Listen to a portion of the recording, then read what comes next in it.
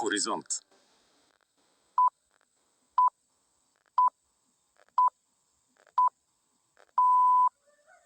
13 часа, емисия новини, представена от Виргиния Върбанова.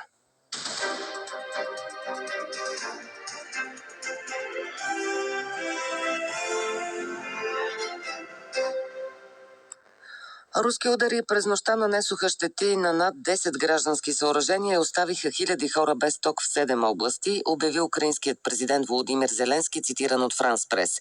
Русия от своя страна потвърди, че е нанесла масивен удар срещу военни и енергийни съоръжения в Украйна, като е използвала хиперзвукови ракети Кинжал в отговор на атаките на Украйна срещу граждански цели в Русия. Поради военните действия Запорожката АЕЦ временно остана без външно електрозахранване, съобщи Международната агенция за атомна енергия. Захранването вече е възстановено. Турският президент Реджеп Тайип Ердоган заяви на връщане от Туркменистан, където се срещна с руския президент Владимир Путин, че се надява да обсъди план за мир между Украйна и Русия с президента на Съединените щати Доналд Тръмп, предаде Ройтерс. Предаването на Радио Шумен за автентичен и модерен фолклор. Пуста младост. Всяка събота от 13 до 14 часа с Андриан Христов. Според него, ако не излязат нови политически проекти, които да променят политическия пейзаж, няма да има кой знае каква промяна. Очаквам Радев да направи проект, който да се отрази на резултатите от изборите. Стойчо Първанов, по-скоро протестите бяха повод, а не причина, а главна, основна още по-малко. Какъв хаос правителство ще има, заседаващ парламент също. Въпросът за желанието и добромерността да се свърши нещо. Ако по нов играч се разбира партия на Радев, за мен повече на роден Петко, отколкото роден, а и голям смисъл от нея няма. Той е горкия от осанна до разпни го. Освен това не съм чул за някаква външна подкрепа, т.е. едва ли ще има такава. Има малига. Това каза преди да отпътува за столицата Калина Михайлова и допълни. Очакваме с нетърпение да сготвим, да доставим малко радост на жителите на столицата ни, да опитат едни обикновени селски манджи. Не просто селски, но приготвени с много любов.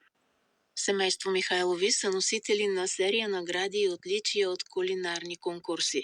Вкусните рецепти на семейството от Тутраканското село Шуменци очаквайте в следобедното ни предаване Щура събота.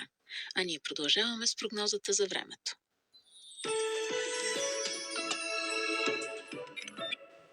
Слушаме дежурния синоптик Виктория Георгиева. Днес ще има променлива облачност, ще духа слаб до умерен вятър от северозапад, който постепенно ще се обърне от север-североизток. При вечер във вътрешността ще стихне. Максимални температури от 7 до 12 градуса. За Шумен се очаква максимална температура около 9-10 градуса.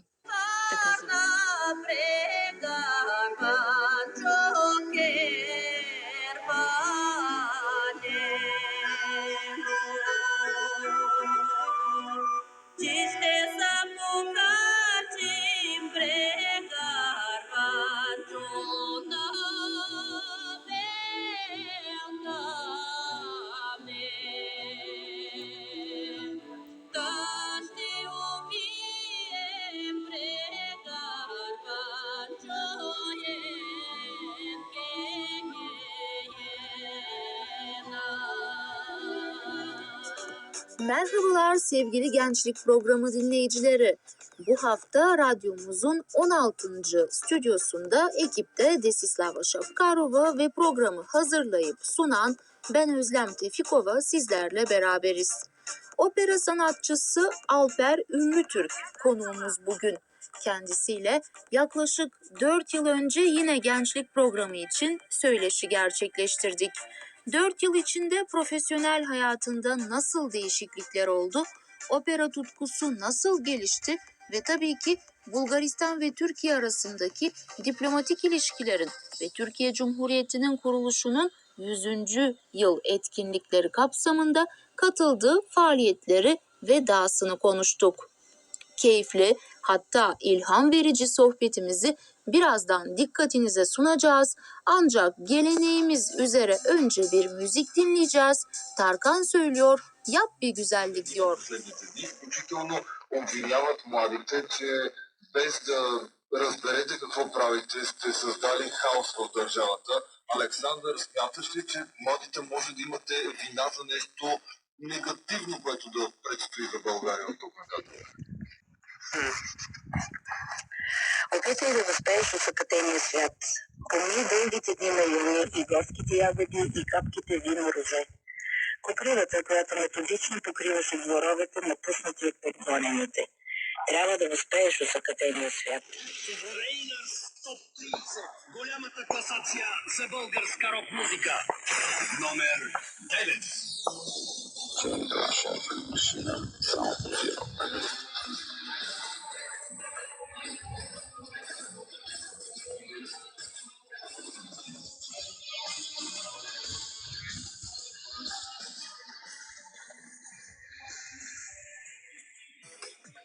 Аргиле, слушахме сега в ефира на Обедно честито. Сега следва Глория и Николай Славеев. Назад, Момен Калино. Едно хубаво фолклорно изпълнение от Стели. С поздрав за цялата фирма, в която работят най-добрите мебелисти. Поздрави и приятен ден пожелаваме в съботния следобед. И те са на работа. Поздрави за Марти, за дядо Коледа, да му донесе любовта на живота. За Марти, поздравате от колегите. Дано дядо Коледа да бъде толкова добър. Ако Марти е слушал, добре, ще получи. Ако не, няма.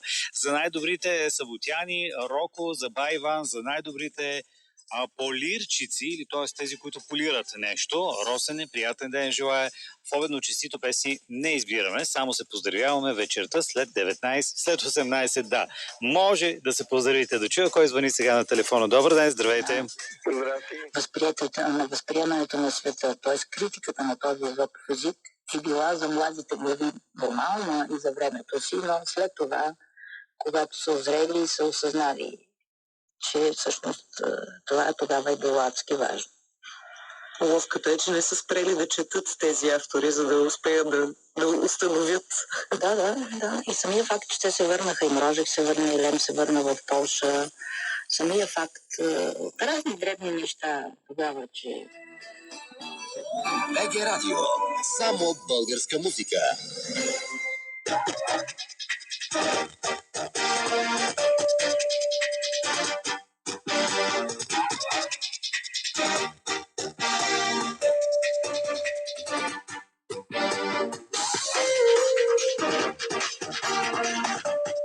Група, преди президентът да избере кандидат. Ако всички опити се провалят, което е вероятно, пише Associated Press, той ще назначи служебен кабинет до провеждането на нови избори след 2 месеца.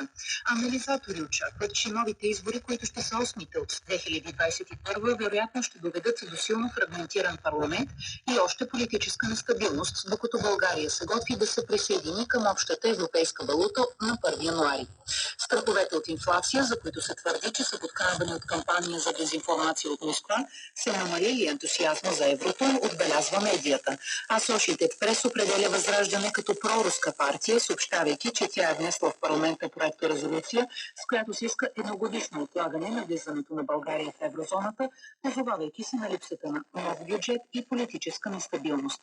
Шансовете резолюцията да бъде прията са малки, но подобни инициативи отразяват напрежението, което се очаква да нараства до следващите избори, които биха могли да променят прозападния курс на България, пише още Associated Press. За новините. Сега към света, трети ден протести в Румъния с искане чисто и справедливо правосъдие. Над 4000 демонстранти се събраха на площад Виктория в Букурещ. Протестиращите настояват за независимо правосъдие и дълбока реформа в съдебната система след години обещания за борба с корупцията и премахване на злоупотребите. Протестите започнаха след като журналистическо разследване разкри нередности в съдебната система. Лидерът на опозиционния националистически алианс за обединение на румънците Джордже Симеон призова за участие в протестите, като направи аналогия с тези в България. Понеделник румънския парламент ще гласува вод на недоверие срещу кабинета, но опозицията не разполага с достатъчен брой гласове, за да свали коалиционното правителство.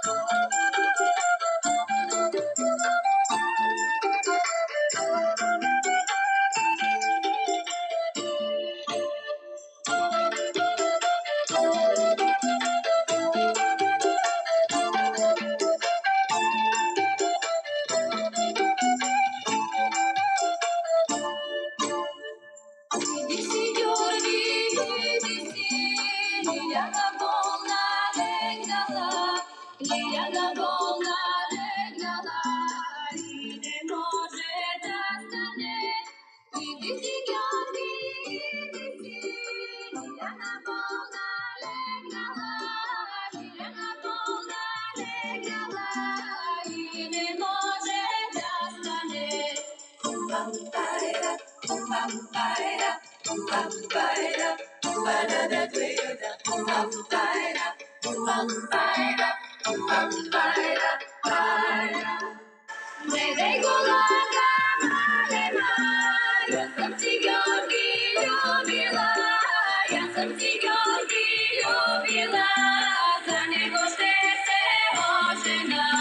Не дей го лага, малема, я съм си Георги любила, я съм си Георги любила, за него ще се ожена. Изпълнение на симфоничен оркестър с 450 музиканти от 60 страни беше вписано в рекордите на Гинес като музикална изява на най-много различни националности. Един свят, едно семейство. Така беше наречена тази изява. И какво повече ще научим сега от българските участници, които направиха българската следа в тази изява. Теодоси Спасов. Здравей, Теодоси! Добър ден. За смартфон аксесуари.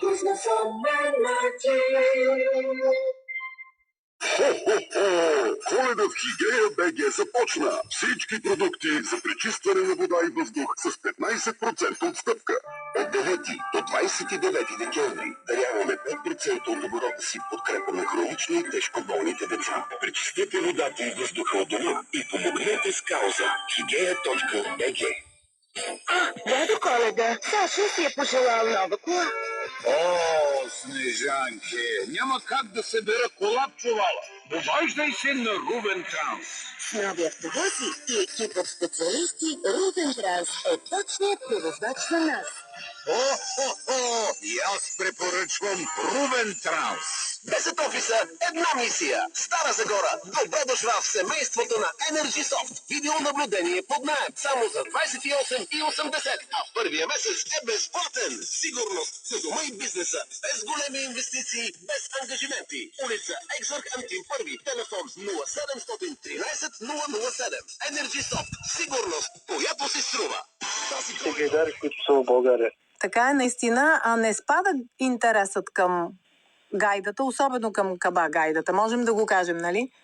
Да, точно така. Това е много радващо, че хората все пак се връщат към корените си, към гайдата, към самото изкуство гайда. Това е добре. Има ли интерес към производството на гайди? Питам ви като майстор на тези инструменти. Веднага ви казвам, честно казвам, няма толкова желащи, на които да се преди занаята, защото това не е нещо, което може да се изхранваш. Да. Това не се продава всеки ден и е малко трудно. Така е. И времеемко. Да, важното е, че има това признание за това българско традиционно изкуство да бъде мотивация, да бъде стимул, да се учат все повече деца. Ние знаем една приказка, че всеки втори в Родопите е гайдар, да продължава да бъде така. Ами, дай Боже, тази приказка да стане всеки втори да е гайдар, защото това е в миналото може да е било така, сега не е точно така. Да. Илия Учиков, ние го слушаме с Мариана Ангелова. Казах, че групата расте последните години и много нови хора. Хубавото е, че идват млади хора при нас, защото за мен това е много важно, да идват млади хора, деца също. Имаме и детска група, растем във всички посоки. Сега сме заети с една подготовка на коледния ни празник, на предстоящия ни коледен празник. Идват групи танцори от други градове и винаги се получава много хубава вечер с много танци и забавления. А какъв е репертуара на група Здравец? Репертуара.